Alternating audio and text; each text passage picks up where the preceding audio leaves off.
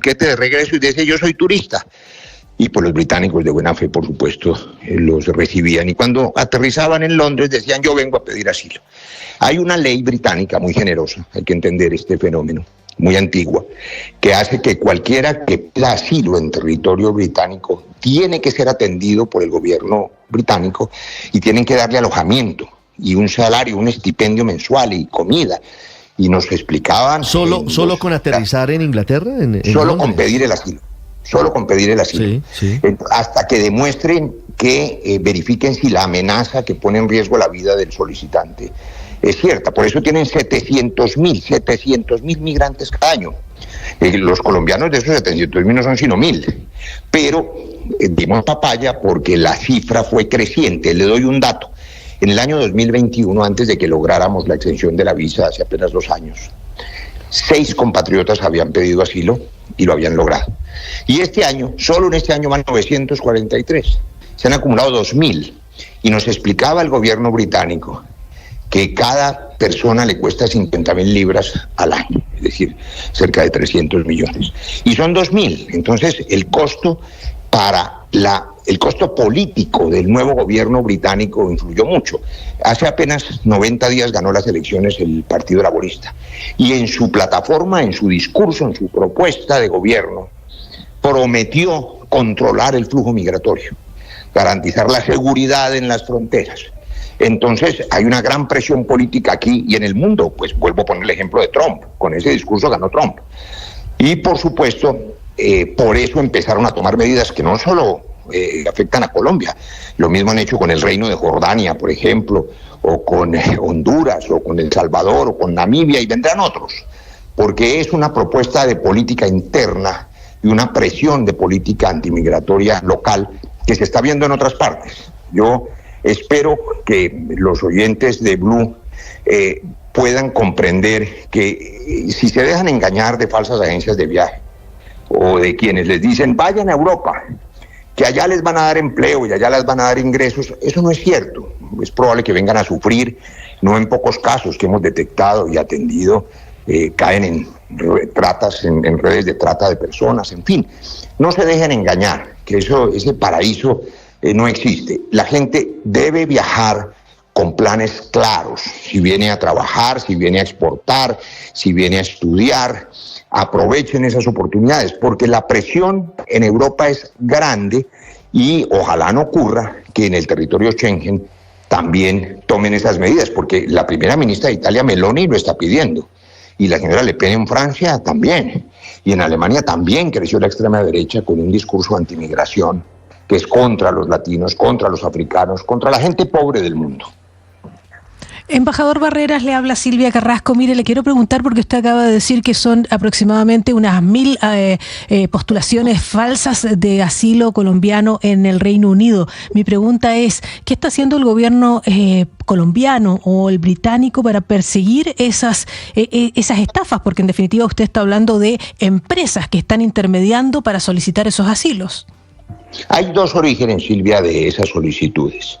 La primera, la oferta de agencias turísticas que, pues precisamente gracias a la tarea intensa que hizo la Cancillería con la Fiscalía, logrando identificar por qué se incrementaba de manera exponencial el número de asilados.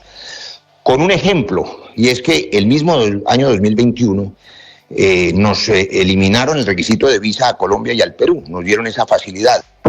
Y en el Perú no ocurrió esa explosión de solicitudes de asilo, y en Colombia sí. Entonces teníamos esa duda, y por eso con apoyo de la Fiscalía se identificó que hacían ofertas de kits de asilo en que con el tiquete vendían los formularios y los documentos prefabricados para hacer solicitudes irregulares, que 2.000 de ellas están en estudio, claro, porque la norma británica, repito, es muy generosa en ese sentido, y solo hasta que se verifique si la amenaza, el riesgo para la vida es cierto o no, pues se rechazan la solicitud de asilo. 1.000 han sido deportados en estos últimos 2 años, pero todavía hay cerca de 2.000 que tienen el trámite pendiente. Pero hay otra fuente de solicitud de asilo irregular, que son simplemente los amigos o los parientes, que en otras condiciones lograron llegar o que están irregulares en algún país, y entonces le dicen al pariente, véngase que yo lo acojo aquí, yo le ayudo. Ese voz a voz, que también es engañoso porque el pariente viene y no consigue empleo y tiene dificultades, a veces no tienen ni el tiquete de regreso, también influyó. Total, la decisión de imponer la visa es, como usted bien sabe, una decisión autónoma de cada país que no tiene que ser consultada y que, por supuesto, con la presión política interna antimigratoria en un gobierno nuevo que tiene que cumplir su promesa, y su promesa electoral fue disminuir de la ola migratoria, pues lo está haciendo, está cumpliéndole a sus electores británicos. Nosotros seguiremos trabajando para intentar recuperar esa facilidad. Pero déjeme decirle una cosa más. Embajador. Los colombianos que están viajando, seguirán viajando honestamente a trabajar, a estudiar, solo que ahora, por cuenta de esa minoría, pues tienen que hacer el aburrido trámite de la visa. Pero así ha funcionado la relación durante 200 años y seguirá funcionando y creciendo.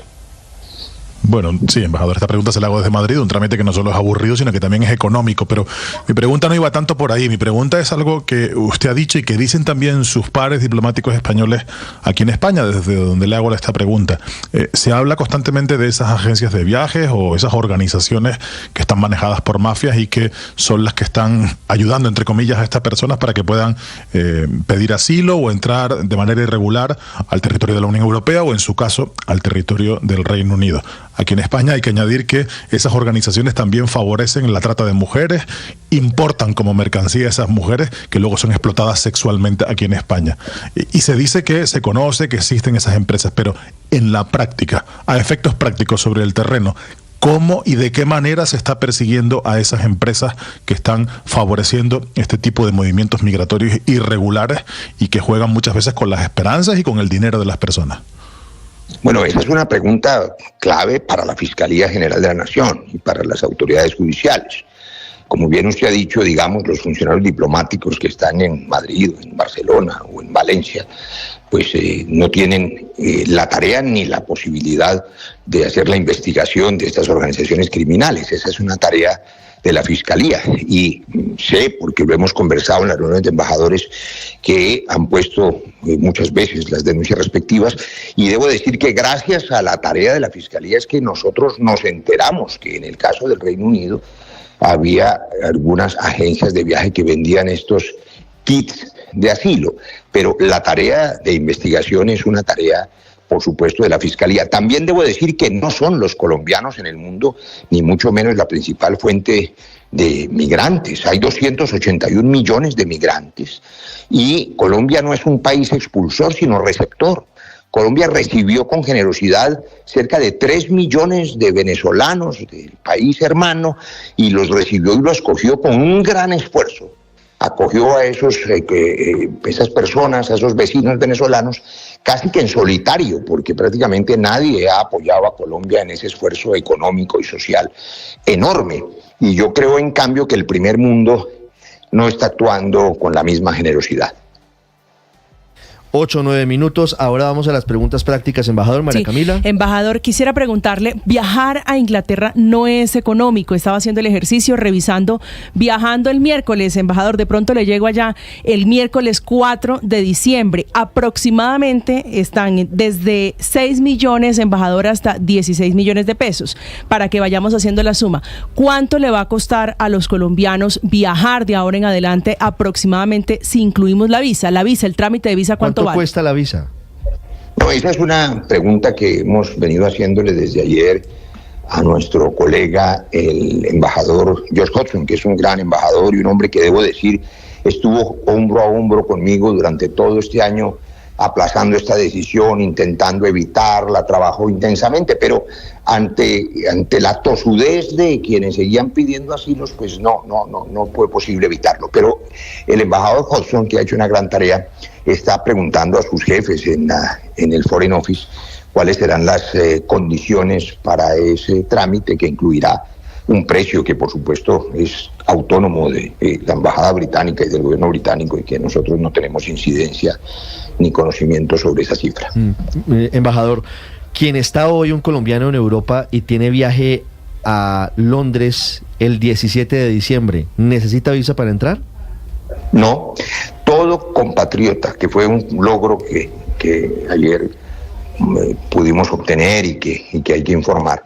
Todos los colombianos, los compatriotas que tienen sus planes de Navidad para visitar a sus familiares aquí antes del 24 de diciembre y tienen ya sus planes de viaje, es decir, su tiquete comprado, no necesitan la visa hasta el 24 de diciembre. Después del 24, a partir del 25 de diciembre, aunque tengan el tiquete comprado, tienen que tramitar la visa.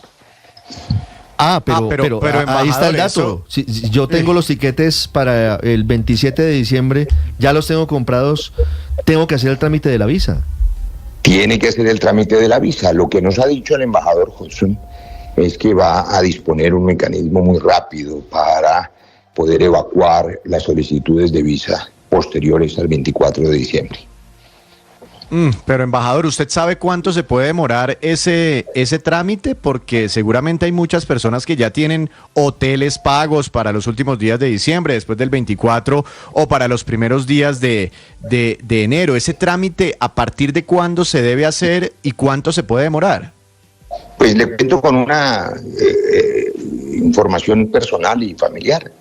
Yo mismo tuve que llamar a mi hijo, que tiene planes de pasar el año nuevo conmigo, para decirle que solicite hoy mismo la solicitud de visa, porque aunque tiene sus tiquetes para pasar el año nuevo, él tiene previsto llegar aquí el 29 de diciembre, pues necesita hacer el trámite, de manera que le pedí que se metiera a la página web y que hiciera ya online la solicitud de la visa, que es lo que tiene que hacer cualquier ciudadano colombiano. Pero es que, creo que todavía no está habilitado el trámite en la página. Va a estar habilitado a partir de las 3 de la tarde de hoy en el Reino Unido, o sea, a las 10 de la mañana, hora de Colombia. En 2 horitas. En 2 horitas, sí, eso es lo que nos ha dicho la embajada británica. Embajador, respecto a la duda esa que había sobre cuál va a ser el precio de la visa, le quiero decir que el Reino Unido tiene un precio estándar para cualquier país que necesite visa para entrar al Reino Unido por el short term, que es como se llama, que es hasta 6 meses y con múltiples entradas, y el precio es de $151, o sea, en moneda colombiana serían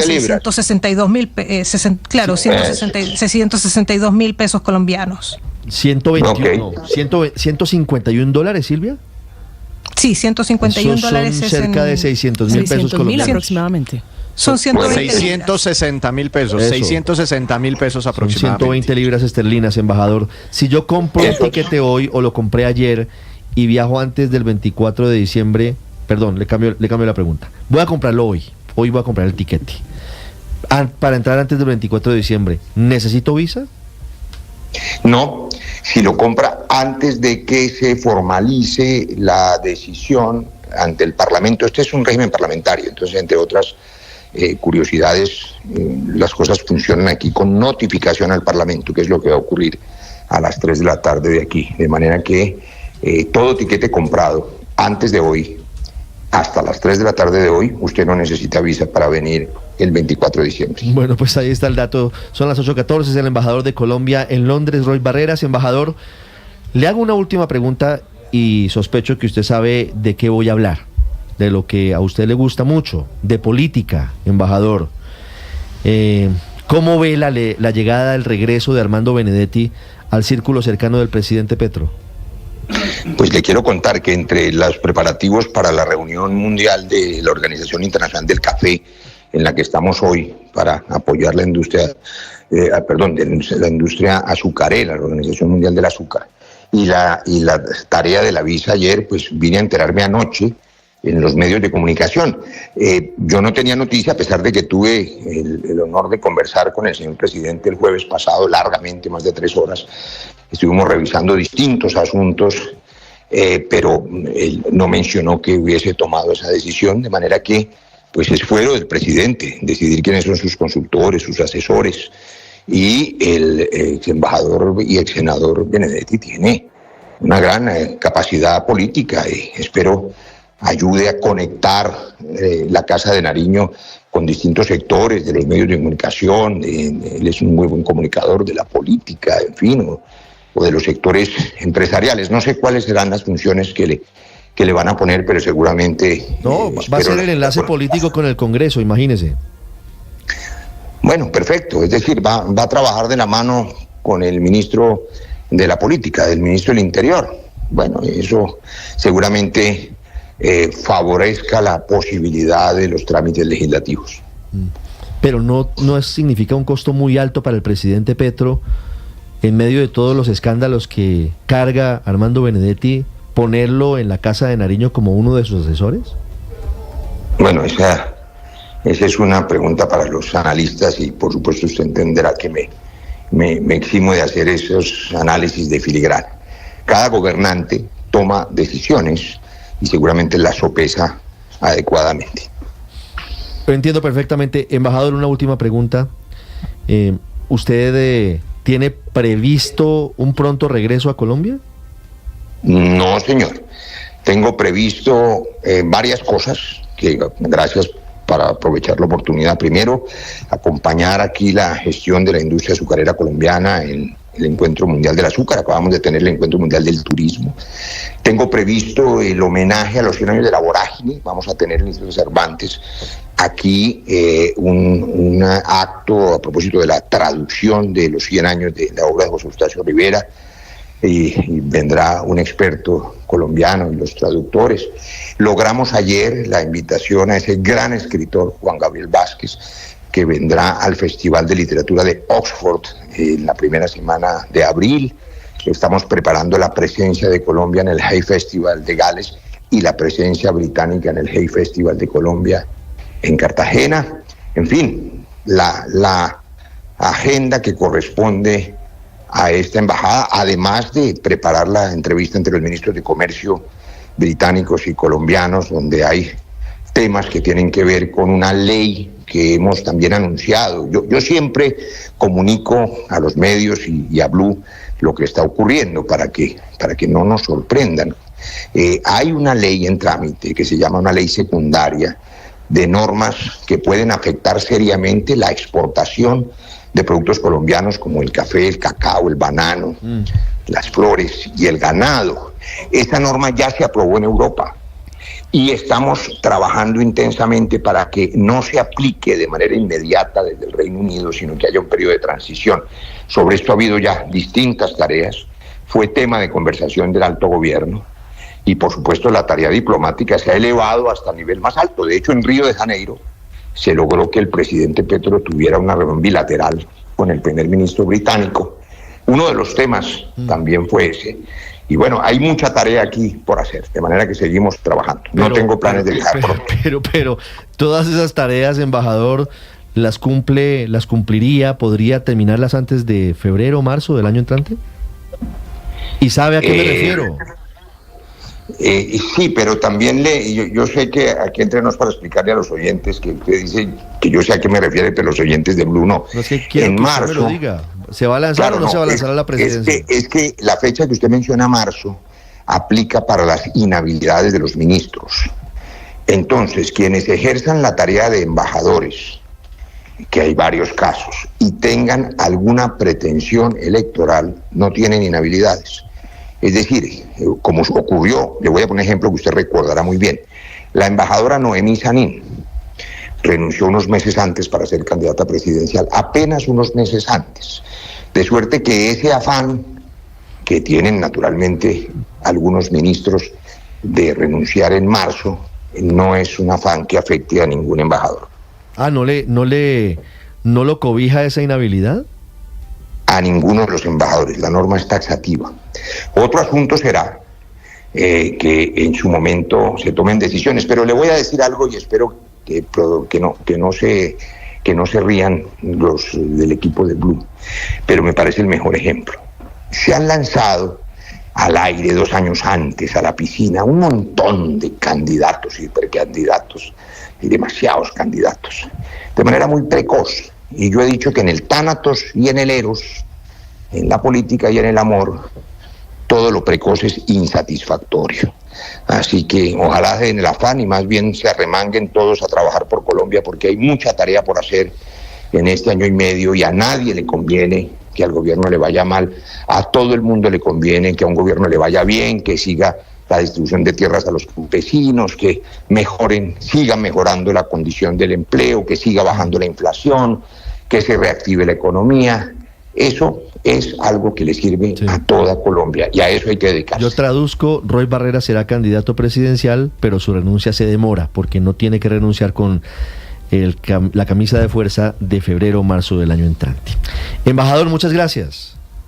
Ricardo, muchas gracias y un saludo especial a todos los hogares que escuchan Blue en Colombia.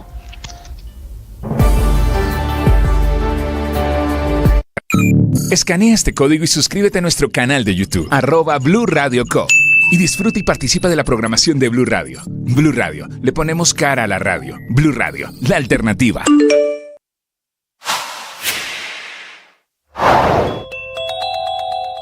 La imparable racha en los precios internacionales del café, con la libra llegando ayer en Nueva York a los $3.04, el nivel más alto desde 1997 y avanzando un 64% en lo corrido de este año ante los problemas de grandes productores como Brasil y Vietnam, cuya desgracia se convierte en suerte para Colombia. Giro del destino que hoy tiene a los cafeteros del país recibiendo por la carga interna de 125 kilogramos un pago de $2.652.000, cifra que tampoco se veía desde hace 21 años, ni siquiera actualizando a valores constantes o pesos de hoy. Una buena racha que llega en plena cosecha cafetera y cayendo como bendición del cielo para 552.000 familias productoras. Hoy en las mieles del negocio, gracias a los mayores precios internacionales, a la mayor tasa de cambio, al crecimiento en la producción, con los cultivos de café aumentando y creciendo 33% en el tercer trimestre del año y jalonando todo el PIB agrícola en general, toda la economía del país.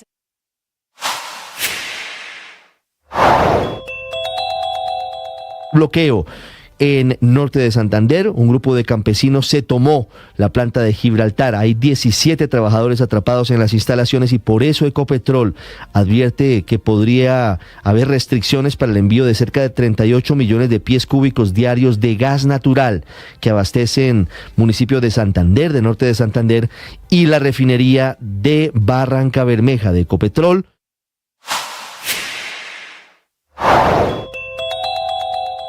El gobierno va a replantear los artículos de su reforma tributaria relacionados con el impuesto al patrimonio y el impuesto al carbono tras una reunión con los ponentes de la iniciativa. En el impuesto al carbono, el acuerdo es que el incremento no se va a dar en un solo año, sino en un periodo de 3 años. Mientras que en el impuesto al patrimonio, la petición de los ponentes es que no se modifique la base gravable, que hoy arranca cerca de los 4.400 millones de pesos. Habla el senador John Jairo Roldán. No le dijimos, busque otro mecanismo para mirar cómo trabajan los bienes no productivos, pero sin tocar la base gravable del patrimonio.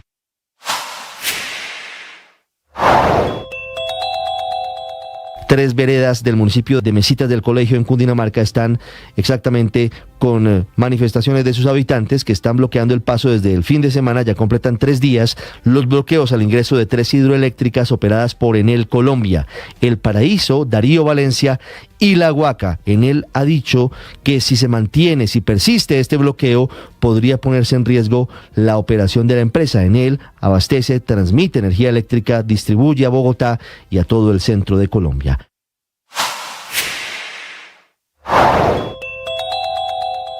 Los falsos positivos existieron y fueron 6.402.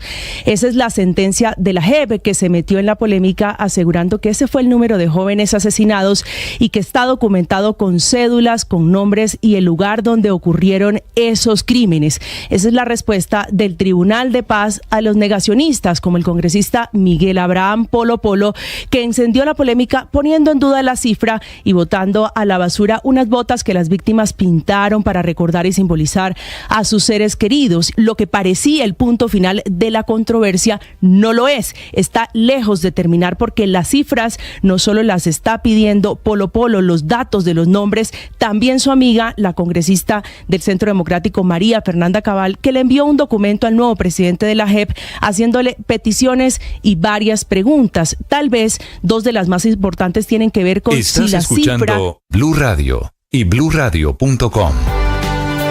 8:25, Héctor, por favor, saque lápiz y papel. Señor. En las próximas semanas van a salir varios ministros del gabinete del presidente Gustavo Petro. Pues de aquí a marzo, digamos, ¿no? No, de aquí a diciembre algunos. De aquí a diciembre más algunos. Antes, como dicen en Boyacá. Más antes, por una razón, porque tienen la teoría de que quienes aspiren al Congreso deben renunciar con mayor tiempo de anticipación. ¿Por qué? Claro, por la fecha de la inscripción. Cuentan la fecha de la inscripción. Claro. Exactamente. Y la fecha de la inscripción comienza en diciembre, efectivamente. Exactamente. Porque es 3 meses antes de la elección. Exactamente. Es decir, que hacia el 16 de diciembre. O sea, vienen a pasar Navidad aquí. Pues. Yo no le voy a hablar de los presidenciables, sino que le voy a hablar de los que seguramente van a saltar del barco del gabinete del presidente Petro. Y ya vamos a hablar, por supuesto, de Armando Benedetti, de Laura Sarabia y del gabinete y del Sanedrín del presidente Petro. Pero antes quiero que tome nota de lo siguiente, Héctor, porque empiezan a moverse las fichas para saber qué va a pasar. Y por supuesto el pacto histórico empieza a perfilar quiénes van a ser sus gallos de pelea de cara a las elecciones para el Congreso, no solamente las presidenciales. Sí, señor. Entonces, me dicen que saldrían en los próximos días los siguientes ministros. Susana Muhammad, de Ambiente. Pero esa es candidata presidencial, ¿no? No, va a la lista de Congreso. Todo indica que va a la lista de Congreso. Saldría la ministra Muhammad.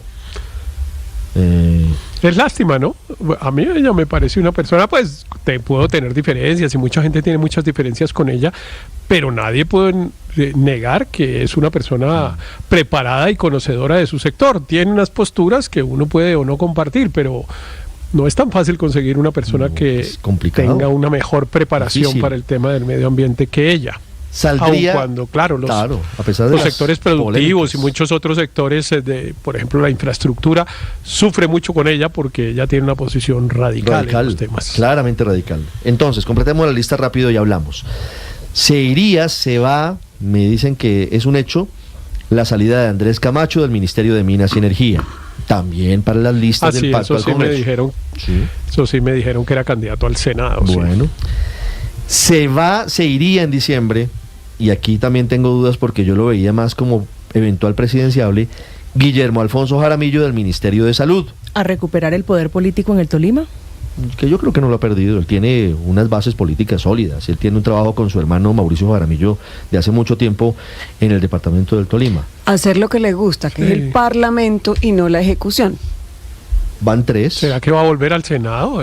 Además, yo no sé cómo no se cansan, ¿no? Porque el doctor Jaramillo es un hombre de más de 70 años y les sigue gustando. Eso se ha vuelto una cosa compleja, no se retiran, ¿no? Van 3 y ojo porque podría también salir antes de diciembre del gabinete el nunca bien ponderado Daniel Rojas Medellín del Ministerio de Educación.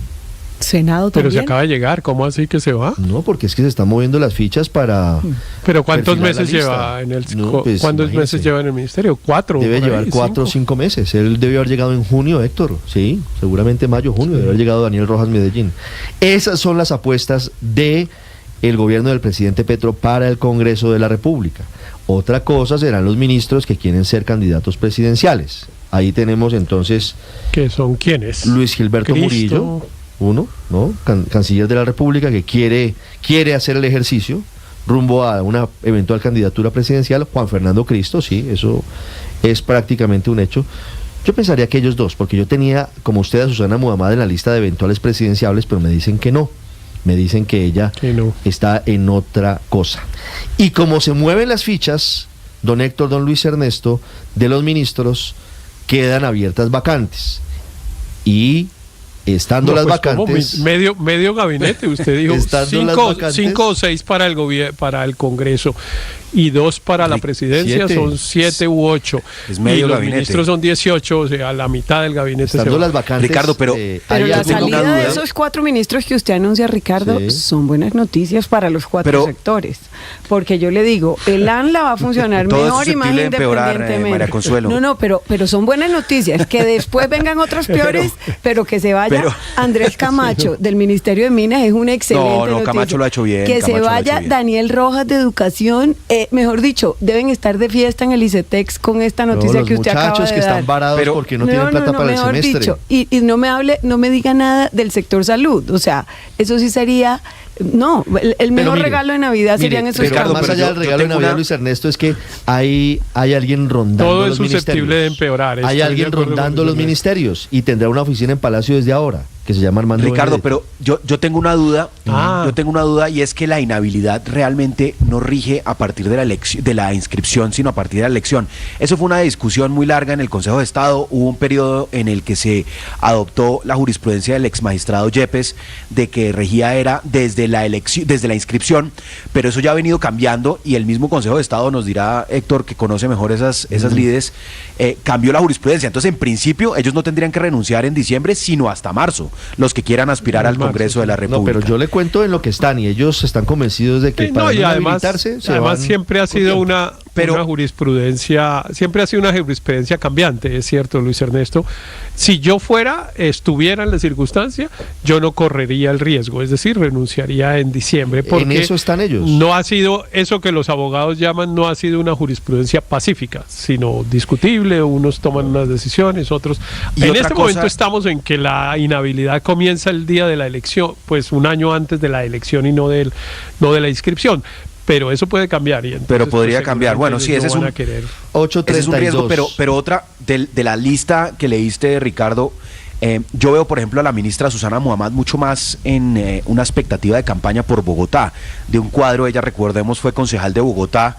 De hecho, muchas de sus decisiones recientes muy polémicas, como el tema de la reserva de Bandeira-Jamen, como el tema, por ejemplo, de la autopista norte, la ampliación de la autopista norte, de la autopista Boyacá, de la avenida Boyacá, parando obras, digamos, muy al estilo de ella, pues yo lo veo es más bien en una anticipada de campaña a la alcaldía de Bogotá como un cuadro fuerte. Pero falta mucho tiempo. Entonces, ¿para qué se va? No, entonces por eso no tendría que irse, Por eso. Lo que me dicen es que va a ser una ficha importante de la lista del Pacto Histórico al Congreso de la República. Téngalo en cuenta. Por eso se daría esa renuncia 833. Bueno, el pacto histórico va a tener, Ricardo, esas fuentes le cuentan, ¿una lista cerrada o una lista abierta? Esa es una gran pregunta. Porque si es una lista cerrada, da lo mismo quienes estén ahí, porque lo que le van a decir a la gente es que vote por Petro, igual que hace 3 años.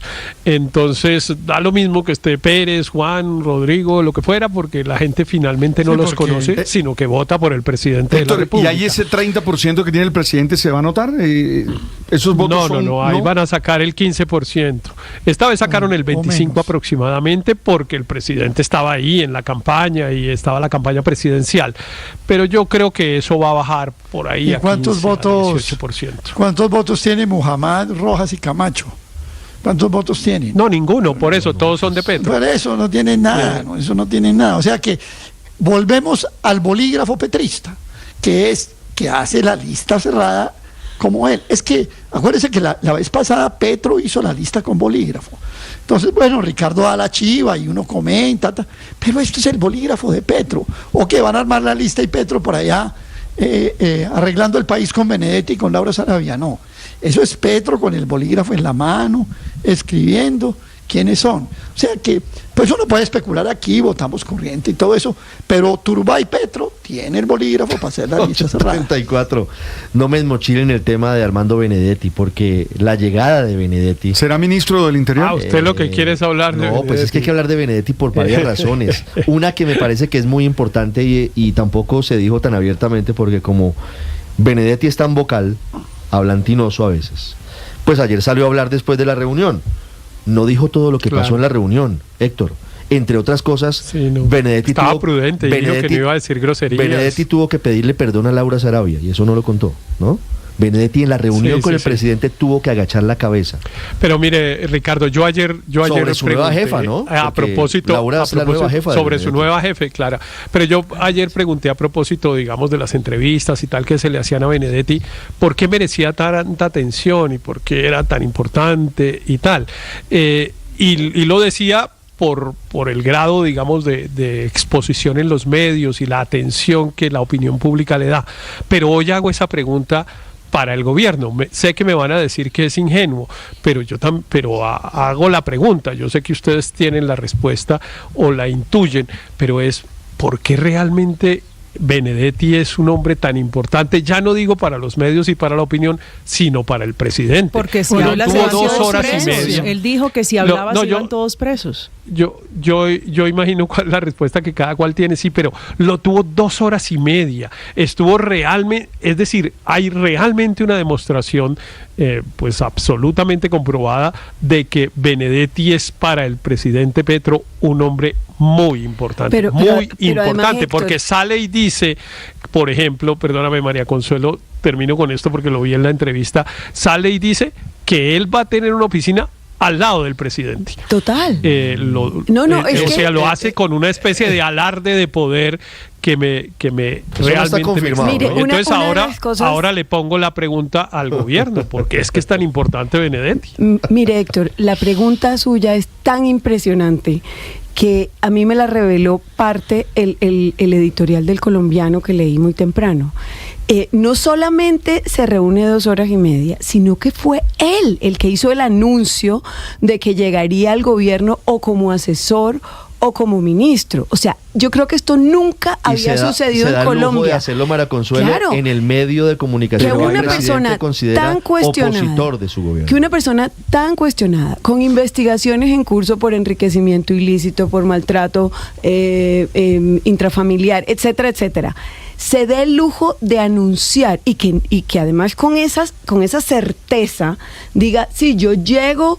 Ni siquiera esperó que fuera la fuente oficial del gobierno que anunciara el tema, sino que él se da el lujo de decirlo prácticamente 3 días antes y lo hace con total convicción porque sabe el precio de su silencio. Y el precio de su silencio es eso, que sencillamente nadie va a quitarle el capricho de lo que él quiera. ¿Qué quieres, Armando? El capricho de lo que quiera. Si quiere oficina en Palacio, ahí se lo van a dar. Pero es que si quiere cambio de jurisdicción y de competencia en lo penal, ahí se lo dan. Si lo que quiera. Quiere volver al país, venga, aquí está. Aquí está su cunita.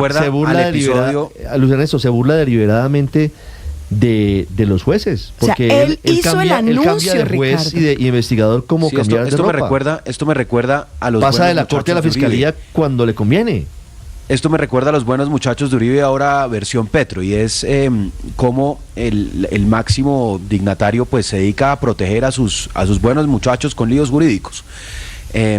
Porque realmente, pues sí, hay una relación de amistad, pero es sorprendente, pues. ¿Cuál? ¿En qué? Pero ¿por qué no profundiza en la similitud que yo no la veo? Yo no veo que nadie que estuviera ya salido a los buenos muchachos que terminaron todos condenados, ¿te parece poco, María Consuelo? ¿Hubiera vuelto al gobierno? No. Y él defendiéndolos hasta Mencióneme el último minuto, uno. Pues, ¿Quién volvió al gobierno? ¿Quién volvió al gobierno después de salir? Todos condenados. Ninguno volvió al gobierno, Luis Ernesto, no diga cosas que no son. Director del DAPRE condenado por el tema de la justicia política. Pues, digamos, la lista es bastante larga. Pero ninguno volvió al gobierno, es que la comparación no cabe. Sorprendente que haya amnesia en algo tan elemental. Pero dígame un nombre que haya vuelto al gobierno. Para ver si. Dígame uno, ¿quién volvió al gobierno? Pero ¿quién es? No, pero es que estamos hablando de una persona condenada. Hasta donde yo sé, Benedetti no está condenado, porque seguramente... O sea, que de la corte la fiscalía a su conveniencia. Estoy hablando de cómo se parece en el uribismo. Tráfico de influencias, compra de votos y cosas. Estoy hablando de cómo se parece en el uribismo y el petrismo. Estoy hablando de cómo se parece en el uribismo y el petrismo defendiendo a sus buenos muchachos, que tienen líos con la justicia y que terminan condenados. Entonces, eso fue el caso de varios ex primer círculo de poder, ministro del Interior, director del DAPRE, el entonces expresidente Álvaro Uribe, que terminaron condenados, el ministro de Agricultura, candidato presidencial, que también termina condenado, pagando una presa, y el presidente Uribe ninguno volvió al gobierno, protegiéndolos y defendiéndolos en la justicia. Y eso se parecen otra vez los extremos. Pero lo que yo sí veo y con preocupación es que la llegada de Armando Benedetti, digamos, ayer yo me divertí en Twitter tratando de entender las bodegas cómo iban a justificar algo así. Las bodegas que han salido a despacharse contra los políticos tradicionales, que han salido a despacharse contra el mismo Benedetti, pero cuando vuelve Benedetti hacen una acrobacia increíble para defender lo indefendible. Y es que muchas personas, incluso vi a la actriz Margarita Rosa de Francisco, que ha sido tan vocal defendiendo al presidente Gustavo Petro, también profundamente desilusionada, que como quería llorar, muchos defensores que no entienden qué es lo que está haciendo el presidente. Por Venezuela, lo trajeron a Colombia, se fue a la FAO, regresó por la puerta grande a asesorar al presidente Gustavo Petro con el antecedente de que él dijo: voy a recuperar mi espacio político y si yo hablo, se caen todos nos vamos a la cárcel. Yo sinceramente, de la foto como mujer y como una persona que defendió aquí a la doctora Laura Sarabia, a mí sí me quedan muchas preguntas, a pesar de que le pidió disculpas, Ricardo, porque todos los calificativos que Armando Benedetti utilizó para referirse a ella y denigrarla como mujer, no me permiten aceptar esa fotografía y la sonrisa de ella por permanecer y por ganar su espacio político en la presidencia. Es que no la voy a repetir la frase con la que ella se refirió, pero sí me imagino, Ricardo, cómo va a ser la relación Benedetti-Sarabia cuando él dijo que ella no era una mujer inteligente, que era una mujer eficiente, y que era una mujer eficiente porque a él era el que se le ocurrían las ideas y no porque ella tuviera ninguna idea brillante para que el presidente Petro fuera destacado en su gestión. La simbología de lo de ayer, Ricardo, es poderosa, ¿no? Es que uno ve esas imágenes y la impresión que transmiten esas imágenes es que Benedetti llega a la presidencia cuando él quiera, lo recibe el presidente, creo que de manera inmediata, que es un privilegio que nadie más tiene, ¿no? Porque a todo el mundo le toca esperar 2 o 3 horas a que el presidente aparezca. Se reúnen, sacan foto, que es una foto que si usted se pone a ver en la manera como está estructurada esa foto, favorece mucho a Benedetti. Luego sale él y anuncia que se nombra en un cargo y que se da oficina al lado del presidente, y es él quien lo hace. La impresión que da eso, Ricardo, es que en esa relación el que manda es Armando Benedetti. Claro. Y entonces se pregunta uno, como se preguntaba Héctor ahora, ¿por qué entonces tiene Benedetti ese poder? Y en ausencia de otras explicaciones, porque como el gobierno no sale a explicar nada, nadie sale a decir, no, es que es una persona muy importante para nosotros porque va a manejar tal cosa, o tal política o tal gestión. Solo puede recordar. Juan Fernando Cristo que va a trabajar con él. El ministro yo no sé, pero uno solo puede recordar. Decía, no, yo tengo completos los asesores. Pues resulta que ayer, después de esa reunión que estábamos viendo en la foto, se reunió Armando Benedetti con Laura Sarabia y Juan Fernando Cristo para buscarle qué hacer a Armando Benedetti. Pero yo solo recuerdo 2 frases, Ricardo, que son: la primera es, acuérdese que el presidente en temas de libertades individuales es peor que yo, primera. Y segunda, la más importante y probablemente la que tiene la clave del asunto es que si yo hablo nos vamos todos para la cárcel. Sin duda, 8:43, Daniel, lo que ocurre ahora con la llegada de Armando Benedetti a Palacio, el regreso de Benedetti. Ricardo, el eterno retorno. Yo creo que, para decir algo distinto a lo que han hecho mis antecesores, estoy muy de acuerdo con Andrés.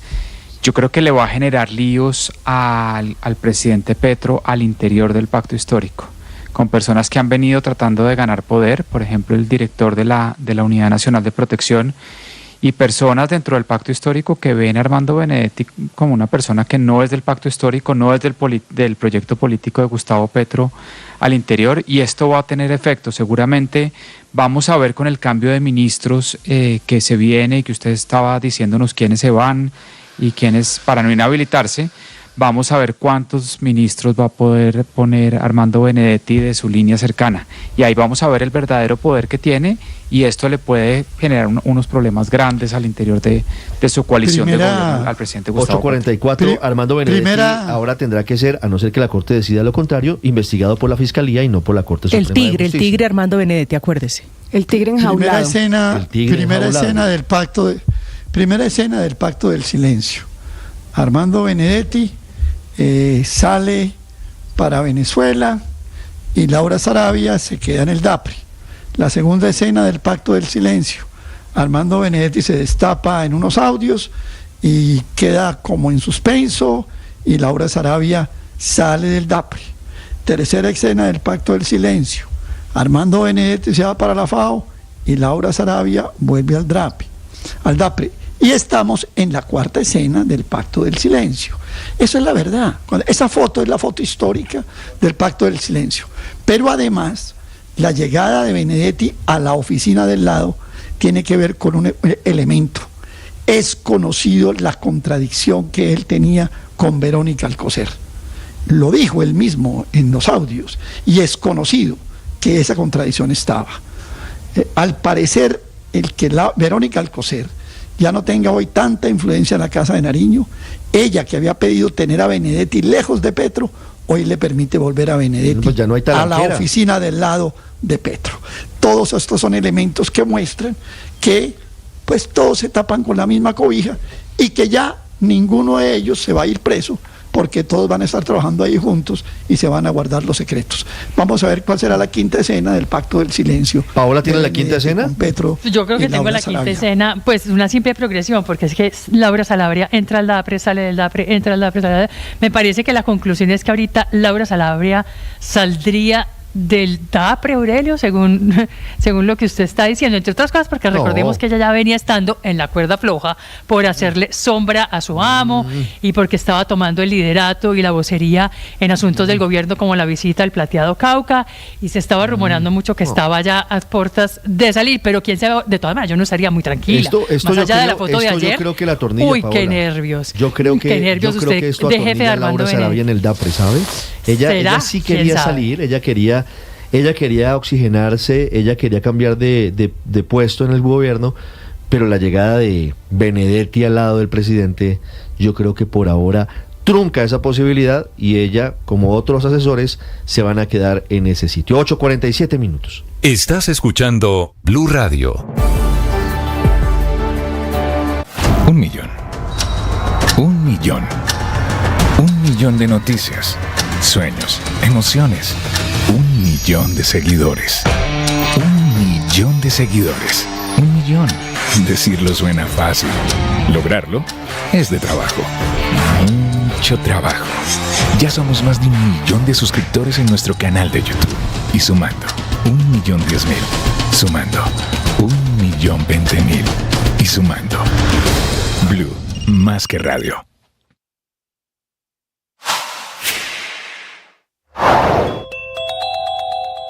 ¿Cuáles son las dificultades en el suministro de petróleo y gas con la toma de la planta de Gibraltar y los bloqueos en Arauca? Sobre esto habla el presidente de la Asociación Colombiana de Petróleo y Gas, Frank Perl. Esta situación es bastante grave y es grave que en Colombia los bloqueos se volvieron un paisaje. Es grave que no podamos tener mecanismos de participación que respeten el derecho al trabajo y que respeten el derecho a ejercer el desarrollo, a tener, digamos, libre empresa. Y aquí lo que está en juego es el suministro de 38 millones de pies cúbicos que surten los departamentos del Valle Medio del Magdalena, y con la estrechez que hay en el mercado, pues no podemos estar en manos de, entre comillas, movimientos políticos de masa, que realmente son grupos de personas muchas veces cooptadas por liderazgos que lo que hacen es chantajear a las empresas, chantajear a Ecopetrol, poniendo a la industria de hidrocarburos y al país en un riesgo grave. Sigue la entrevista completa en nuestro canal de YouTube. En Blue le ponemos cara a la radio.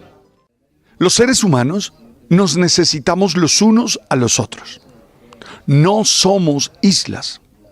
Requerimos construir buenas conexiones con los demás. Y hoy quisiera invitarte a ti a liberarte de los miedos que te impiden pedir ayuda.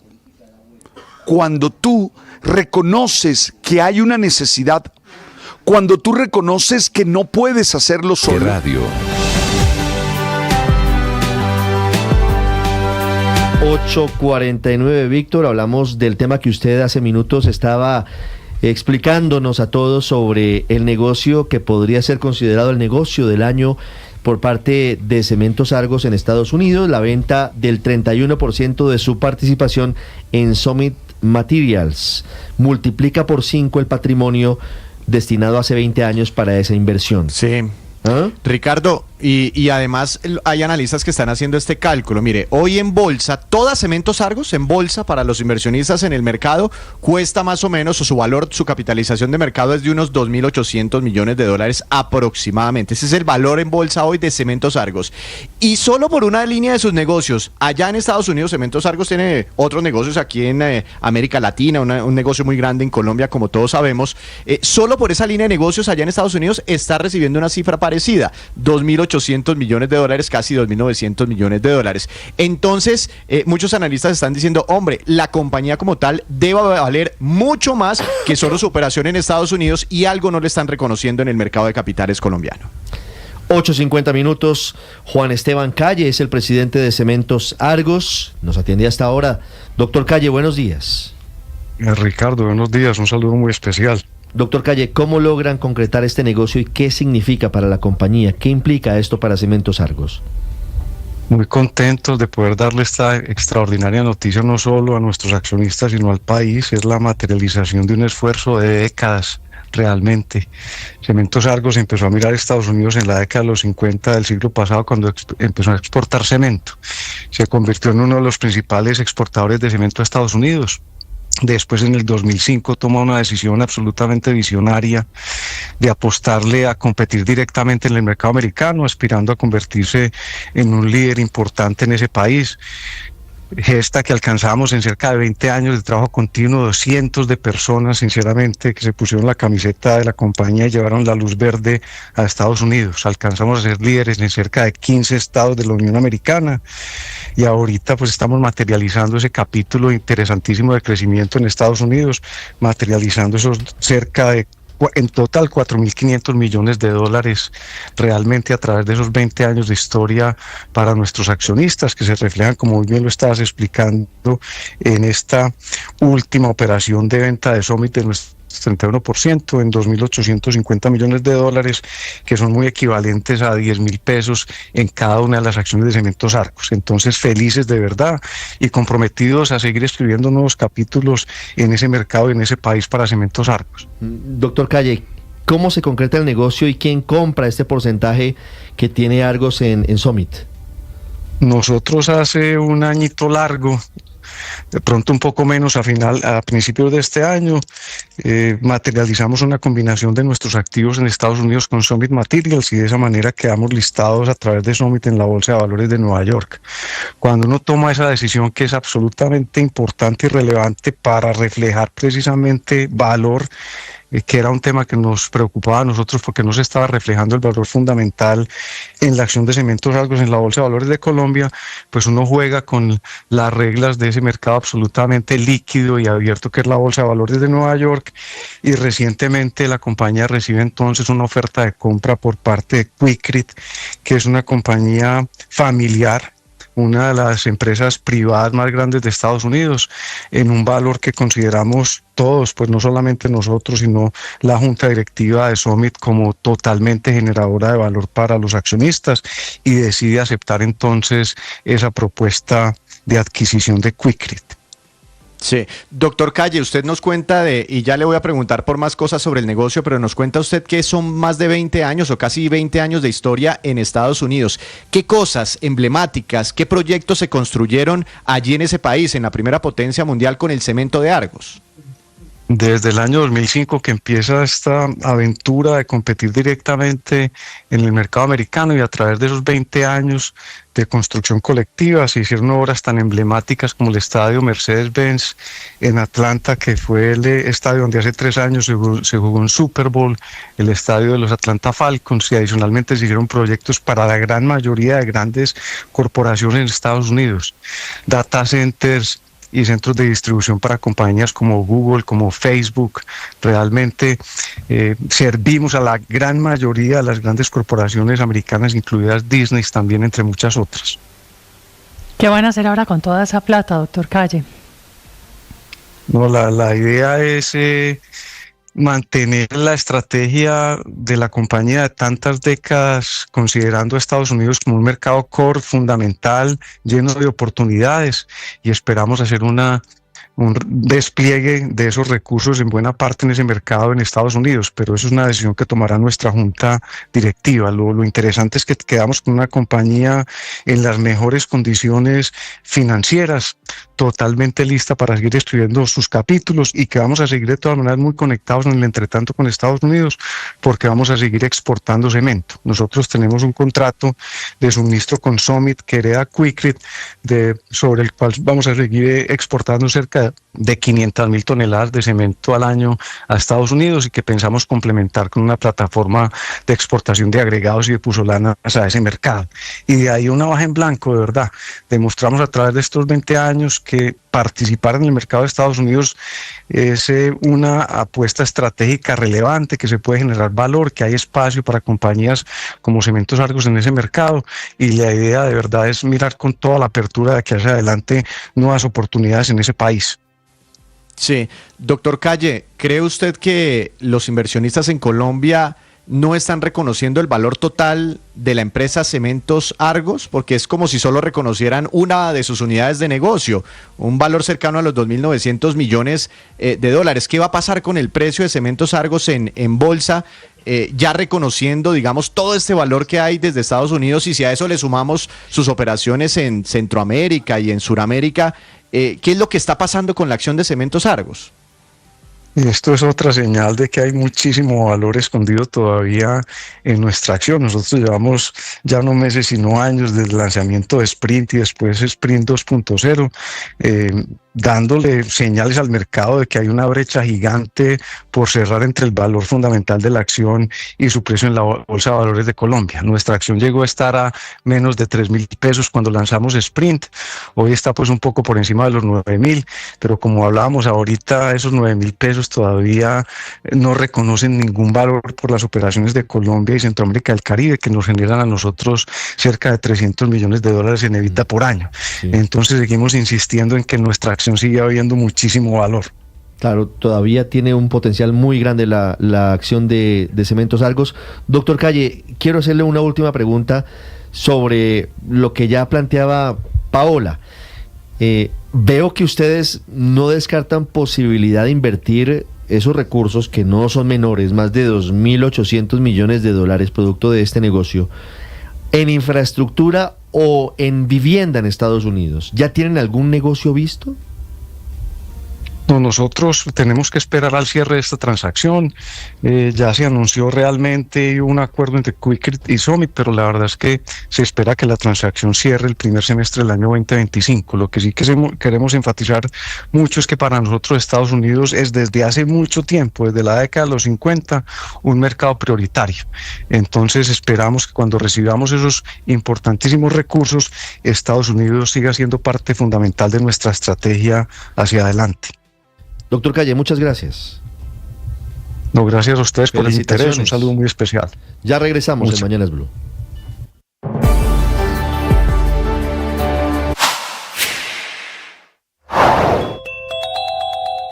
Como si faltaran ingredientes en la crisis del ICETEX, ahora el ministro de Educación, Daniel Rojas Medellín, condicionó el futuro de los créditos y la financiación de 2025 a que el Congreso apruebe la ley de financiamiento, que es una reforma tributaria que, recordemos, presentó el gobierno por 12 billones de pesos. El ministro primero le echó la culpa a su colega, al ministro de Hacienda, Ricardo Bonilla, y ahora le quiere pasar la responsabilidad sobre el futuro del ICETEX y, por ende, el futuro de 600.000 jóvenes al Congreso de la República. Dice el ministro que si la ley de financiamiento no se aprueba, no solamente los créditos estarán en riesgo, sino que tiene serias preocupaciones, sobre todo presupuestales, alrededor de las universidades públicas, y que esa es la realidad.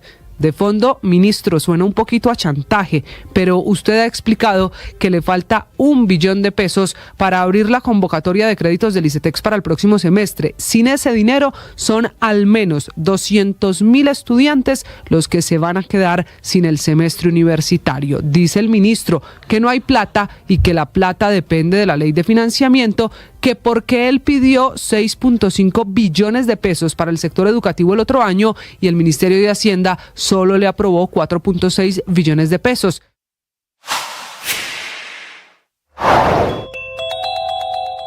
En Venezuela viven días cruciales. María Corina Machado reaparece, convoca a una manifestación el próximo domingo y pide a los venezolanos que hagan lo que tenga que hacer cada uno para la libertad del país frente a la dictadura de Nicolás Maduro. Estos últimos días, a escasamente mes y medio del 10 de enero, se reactiva la política venezolana, o se reactivan más bien los enfrentamientos, al menos verbales, entre el gobierno y la oposición, específicamente entre María Corina Machado, como tú decías, y los más altos líderes del chavismo. Y es que, en un llamado bien particular, curioso incluso podríamos decir, la líder opositora pidió o señaló a los venezolanos que estén atentos y alertas a lo que está ocurriendo en Venezuela y ser, pues, sin ser realmente muy específica, pero que incluso podría haber señales y que ella constantemente estaría enviando mensajes en los próximos días en ese sentido. Algo que señala justamente lo que dice, luego de que ella misma pues convocara protestas para el próximo domingo 1 de diciembre. Insiste ella que el gobierno de Nicolás Maduro está derrotado, que trata de evitar lo inevitable y que por eso entonces usa la fuerza bruta y amenaza a la oposición.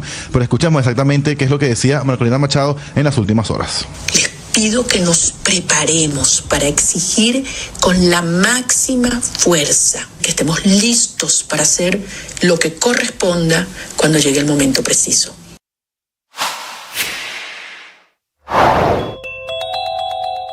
La imparable racha en los precios internacionales del café, con la libra llegando ayer en Nueva York a los $3.04, el nivel más alto desde 1997 y avanzando un 64% en lo corrido de este año ante los problemas de grandes productores como Brasil y Vietnam, cuya desgracia se convierte en suerte para Colombia.